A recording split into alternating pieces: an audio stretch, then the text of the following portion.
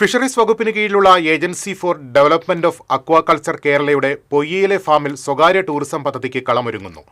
ഇത്തരത്തിൽ സ്വകാര്യ മേഖലയ്ക്ക് നൽകുമ്പോൾ സർക്കാർ ഫണ്ടിൽ 10 ലക്ഷം രൂപ ചെലവഴിച്ച് 5 വർഷം മുൻപ് വാങ്ങിയ ബോട്ടുകളും അതിനായി ഒരുക്കിയ ബോട്ട് ചെട്ടി ഉൾപ്പെടെയുള്ള സൗകര്യങ്ങളും ഉപയോഗിക്കാതെ കിടക്കുകയാണ്.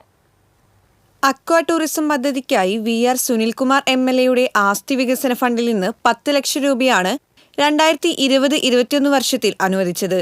ഫാമിന്റെ പുറത്തെ ജലാശയത്തിൽ ബോട്ടിംഗ് ഉൾപ്പെടെയുള്ള സൗകര്യമൊരുക്കി പ്രാദേശിക ടൂറിസം പദ്ധതിയാണ് ആവിഷ്കരിച്ചിരിക്കുന്നത്. ഇതിനായി 6 ബോട്ടുകളാണ് വാങ്ങിയിരിക്കുന്നത്.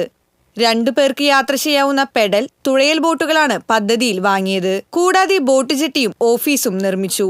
ഇപ്പോൾ ഈ ഭാഗത്തു നിന്ന് മാറ്റി 15 ഹെക്ടർ വരുന്ന വലിയ ജലാശയമാണ് സ്വകാര്യ മേഖലയ്ക്ക് വേണ്ടി നൽകുന്നത്.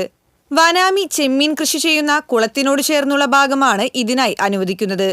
കൃഷിയിടങ്ങളിലേക്ക് സന്ദർശകരെ വിലക്കുന്ന തരത്തിൽ സുരക്ഷയുള്ള ഭാഗത്താണ് ഇക്കോ ടൂറിസം പദ്ധതിക്ക് സ്വകാര്യ മേഖലയ്ക്ക് അനുവാദം നൽകുന്നത്. നിലവിൽ വാങ്ങിയിട്ടുള്ള ബോട്ടുകളിൽ ഉപയോഗിക്കാൻ കഴിയുന്നവയുണ്ടെങ്കിൽ സ്വകാര്യ മേഖലയ്ക്ക് കരാർ അടിസ്ഥാനത്തിൽ നൽകാൻ കഴിയുമെന്നാണ് അഡാക് ഉദ്യോഗസ്ഥർ നൽകുന്ന സൂചന.